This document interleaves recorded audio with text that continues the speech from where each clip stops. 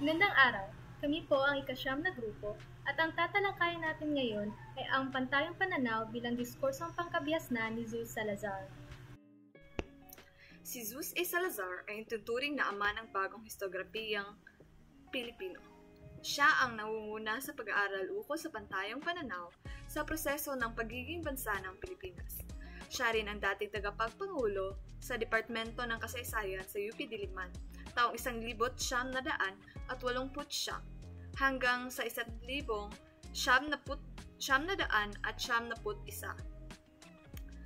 At naging dekano rin siya sa Kolehiyo ng Agham Panlipunan at Filosofiya sa parehong universidad sa taong 1991 hanggang 1994. So, lumitaw ang pantayong pananaw noong taong 1974 nang hiniling ng Malacanang na suriin ni Zeus Salazar ang inihandang publikasyon ng encyclopediang pinamagatang Filipino Heritage, The Making of a Nation. Ayon kay Salazar, ang encyclopediang hinihanda ay mahihinuhang ginawa para sa kapakinabangan ng mga tagalabas o ang elite ng bansa, at hindi para sa mga Pinoy mismo. So makikita ito sa mga sumusunod na dahilan. Una, ang wikang ginagamit ay banyaga at hindi naiintindihan ng nakakarami sa lipunang Pilipino. At dahil dito, hindi nakasalaysay ng maayos ang mga konsepto, pandama at diwa ng kalinangang Pilipino at kabihasnan ng lipunan. Ang kinalabasan naging obheto o paksain ng tagalabas ang ating bansa na tila ba sinushowcase ang ating bayan. Gayunpaman, ang layunin ng Malacanang ay pahangain at akitin ang mga banyaga sa pamamagitan ng nasabing encyclopedia. Ang pangangailangan nila ay ipaliwanag at ipaintindi na tayo at ang ating bayan sa mga tagalabas sa halip na unawain natin muna mismo ito at ang sariling karanasang pangkalinangan. Sa makatuwid, napasawalang bahala lamang ang kritisismong inilathala ni Zeus Salazar dahil walang pinagkakaiba ang Filipino Heritage sa encyclopediang matagal ng noong nailathala ni Zoilo Galang. Maliban sa mga bagong datos at sa dami ng mga bagong manunulat ng mas bagong obra. Ani niya malabo ang pagiging tunay na Pilipino ng encyclopediang binabalak noon sapagkat ang pinalilitaw o pinaiibayo ay hindi mula sa karanasang pangkalinangan ng bayang Pilipino. Ibig sabihin, ang pananaw ng inihahaing encyclopedia ay hindi pantayo kundi pangkamit. Ano nga ba ang pantayong pananaw? Ang pantayong pananaw ay ang pagkakaugnay at pag-uugnay ng mga katangian, halagahin, kaalaman, karunungan, hangarin, kaugalian, pag-aasal at karanasan ng isang kabuuang pagkalinangan na nababalot sa at ipinapapahayag sa pamamagitan ng isang wika.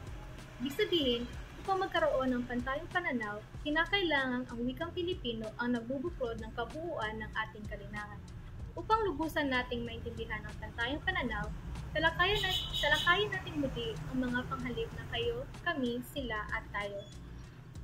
Ang tinutukoy ng salitang tayo ay ang mismong nagsasalita at ang lahat ng kanyang kausap. Kasama na iyong mga wala sa usapan, ngunit may papalagay na kabahagi rin ng grupong pinagbibilangan na nagsasalita at ng mga kausap ko. Maihahambing natin ang pagkakaiba ng ekspresyon tayong mga Pilipino sa ekspresyong kaming mga Pilipino. Ang unang pangungusap ay nagpapahiwatig na ang nag-uusap-usap ay mga Pilipino lamang, hindi kasali ang mga banyaga o ang mga di-Pilipino. Kapag kaming mga Pilipino naman ang ginagamit, ibig sabihin ay nakikipag-usap ang nagsasalita sa labas at patungo sa labas o sa banyaga ang pagpapaliwanag.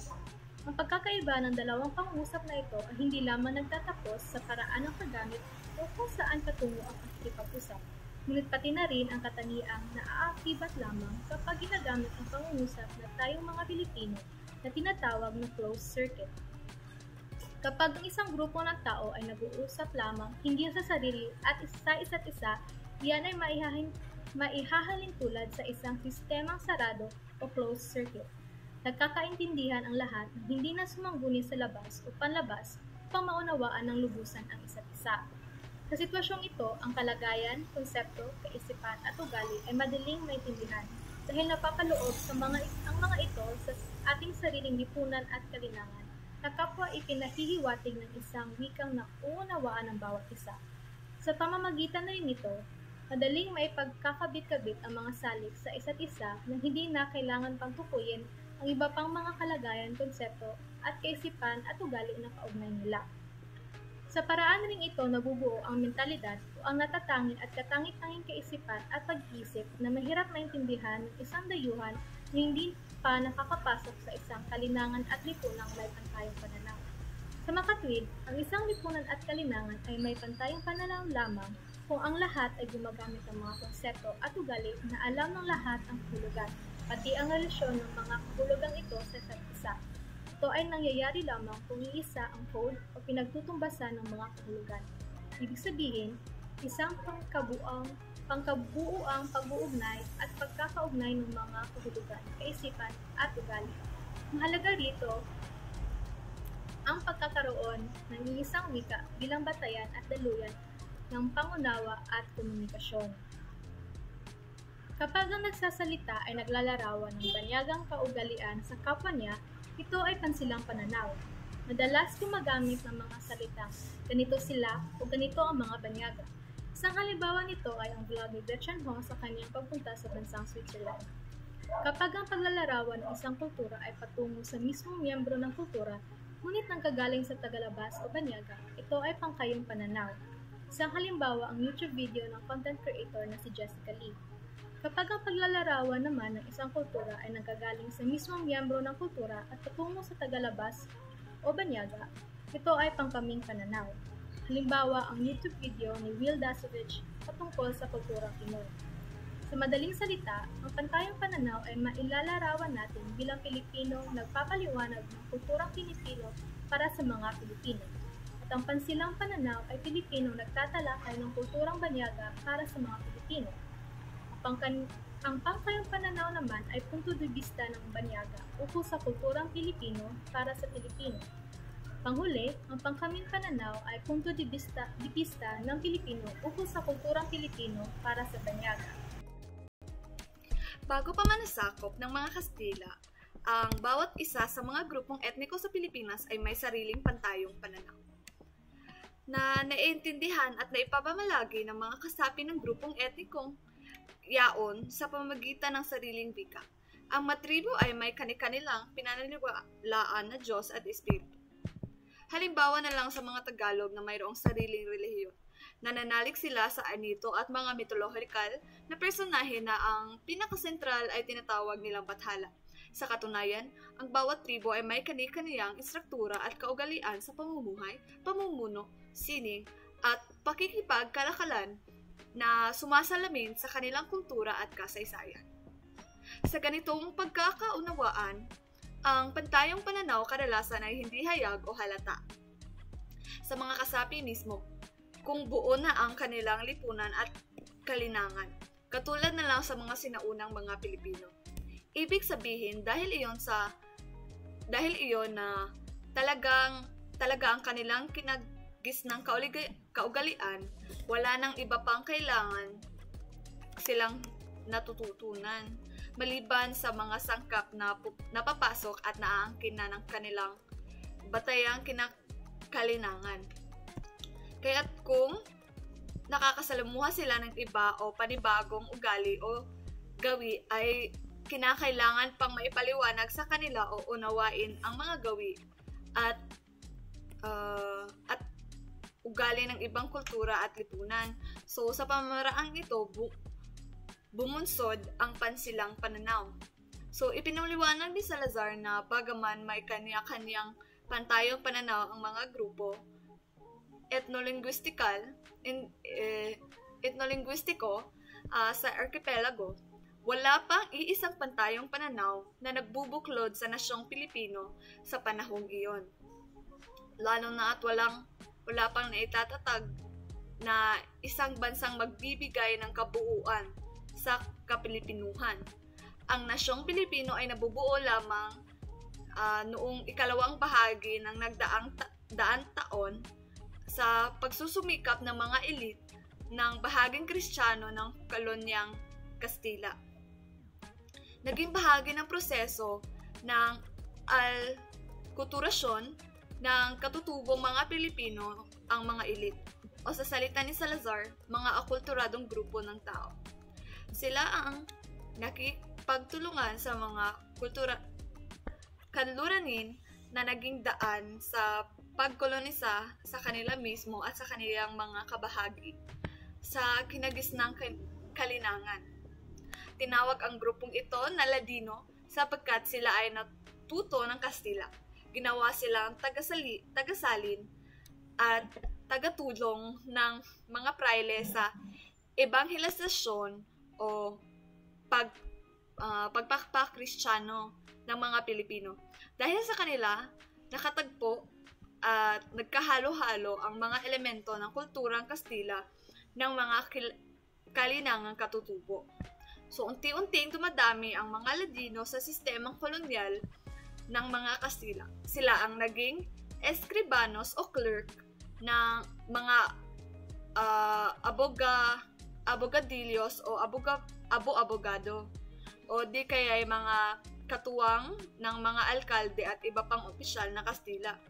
Ang iba naman ay naging mga paring sekular. Ang proseso ng pagsasakatubo ng mentalidad at kulturang kanluranin at bise-biserang ang pagsasakanluranin ng diwa at kalinangan ng mga taga-kapulunan ay isang aspetong intelektual ng pagtatagpo ng pagtutuunan ng pansin ng historiador na si Vicente Rafael at sa kanyang nalathalang disertasyon na pinamagatang Contracting Colonialism. Noong ika-19 taon, nagkaroon ng mga kolehiyo at universidad na napakasukan ang mga Indio. Mestisong Pilipino Sangley at Mestisong Pilipino Espanyol. Sa panahong ito, lumitaw ang mga ilustrado o mga Ladinong formal na nakapag-aral, ibig sabihin, mga namulat at nagkamit ng kaliliwanagan o naliwanagan. Dahil sila ngayon ay naliwanagan, ang mga akulturadong ilustradong ito ay nawala o napawalay sa kanilang mga kalinangan. Gayunpaman, hindi pa rin sila matanggap-tanggap ng mga Kastila sa mataas na balita ng lipunang kolonyal. Nakakapagsalita nga sila ng Kastila, nakakabihis na parang Kastila, mga bigoting Kastila at Kastila ang asta.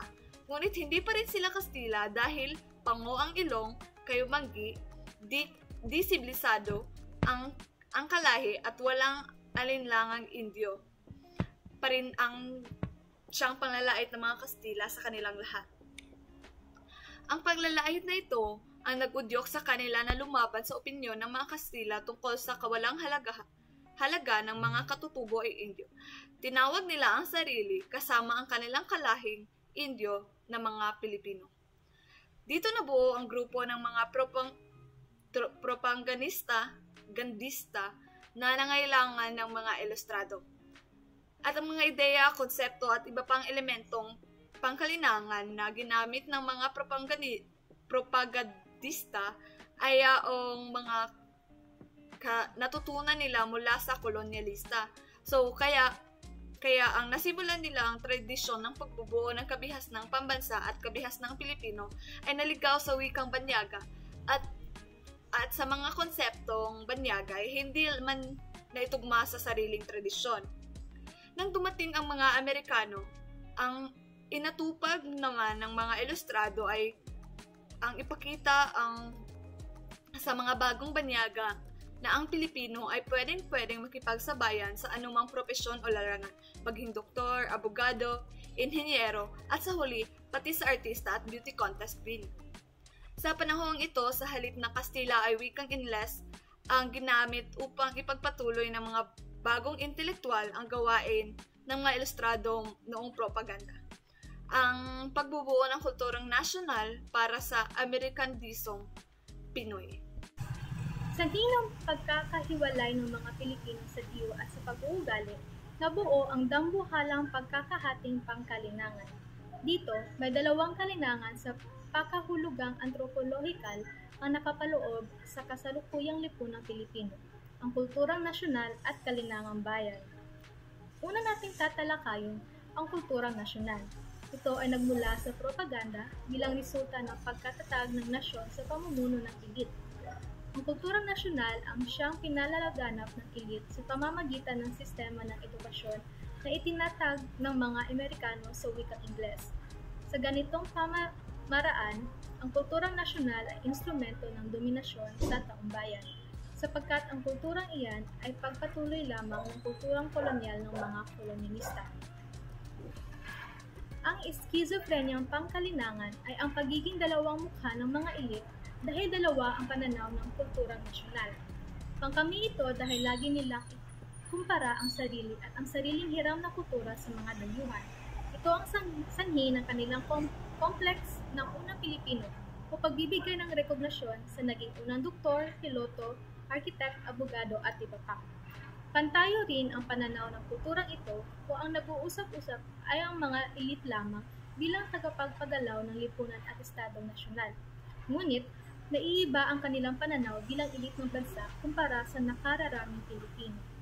Ang kulturang nasyonal na sinasabuhay nila ay hirap o napulot lamang sa mga banyaga. Gayunpaman, nakabalot pa rin ito sa buod ng kanilang pagka-Pilipino na nagbibigay sa kanila ng karapatang tawagin ang sarili na Filipino o di kaya ay kinatawan o representative ng mga Pilipino. Dahil dito, ang mga elit, kahit edukado at nakapag-aral sa Estados Unidos, namumuhay rin sa ibang bansa, ay mangmang hinggil sa kanilang tunay na pagkatao, hinggil sa pagka-Pilipino at kapilipinuhan. Dahil dito, ay mapagsamantala ang mga elit sa bayan. Iniuugnay ng elit ang pambansang katanyahan sa mga banyaga, kung kaya't lagi na lamang nila pinoproblema ang kanilang identidad na pinagmamalaki nilang may bahid o impluwensya ng banyaga. Ang kanilang katanungan ay, sino ba ako? Ano ba tayo? Sino ba ang mga Pilipino? Hindi ito nakapagtataka sapagkat inuugnay talaga ng elit ang pambansang kakanihan sa mga banyaga. Dahil dito, nabuo ang konsepto ng dakilang tradisyon ng akulturado at makakanlurang elit at maliit na tradisyon ng elementong bayan. Nakasalalay din sa pananaw na ito ang pagmamaliit ng elit sa panlasang bakya ng bayan. Kapag inihahambing sa di umano'y culture o mataas na uring panlasang hiram nila sa banyaga. Gayunpaman, sa kapila ng pagkabalisang na ito ng mga elit, nakukuha pa rin nilang pagsamantalahan ng bayan sa pamamagitan ng kanilang komisyon nito. Halimbawa sa politika. Upang mahalal sa Kongreso, magsasalita ang politiko sa wikang bayan. Ngunit pagdating sa Maynila, gagawa siya ng mga batas sa Ingles na hindi naman naiintindihan ng karaniwang mamamayan. Sabihin, hindi talaga nasasalaysay sa tunay na pagkakaunawaan sa pagitan ng bayan at politiko ang relasyong politika. Kabilang dako naman, ang kalinangang bayan ay kinalabasan ng proseso ng pagkabuo ng mga pamayanang Pilipino sa isang bayang Pilipino. Ito ay nakaugat sa mga kalinangan ng mga grupong etnolinguistiko na ang batayang prehistoriko ay ang pangkabias ng kontinuo o pagkakaugnay na Austronesiano. Anuman ang pangungutya at pag-aalipusta sa kanilang pangkalahatang kalinangan, nakararami ang siyang nagpapasya sa hugis at kulay ng kalinangang Pilipino. Habang ang kultura ng elit ay sa wikang Kastila noong propaganda at ilang dekada pagkatapos sa Ingles na ngayon, ang kalinangang bayan naman ay nabubuo ngayon sa wikang Pilipino na batay sa Tagalog. Malakas ang kalinangang bayan sa kabila ng mga panghihimasok ng kulturang nasyonal ng elit at dahil ito sa sumusunod na mga faktor. Una, dahil sa kahirapan ng bansa, hindi talaga epektibo ang sistema ng edukasyong tinanggap at kinalaganap ng elit mula sa mga Amerikano. Sapagkat ang mga pribadong paaralan ay may mas intensibong pagpapasakanluranin at ang mga pampublikong paaralan ay mayroong di epektibong pagpapasakanluranin na edukasyon. Pangalawa ay mas mabigat ang impluwensya ng kapaligiran. Lakas ng kapaligiran pangkalinangan ng Pilipinuman at ito ay nakaugat sa isang malalim na kasaysayan. Pangatlo, kaakibat ng impluwensya ng kapaligiran ang pangatlong faktor. Ang dami ng mga Pilipinong nasa hanay ng bayan kumpara sa elite. Konklusyon, bilang pagtatapos, ang pantayang pananaw ay isang buong diskursong pangkalinangan o pangkabihasnan. Ang pinakakatangian ng isang kalinangan o kabihasnan may kabuuan at kakanyahan.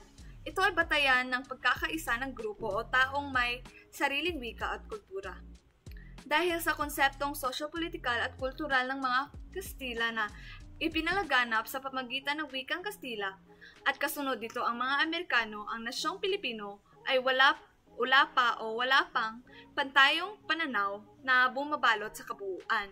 Kung nais nating mabuo ang bansang Pilipino, kailangan pausbungin at pagyamanin ang pantayong pananaw ng kasalukuyang kabuoang sosyo-politikal para sa buong bansa.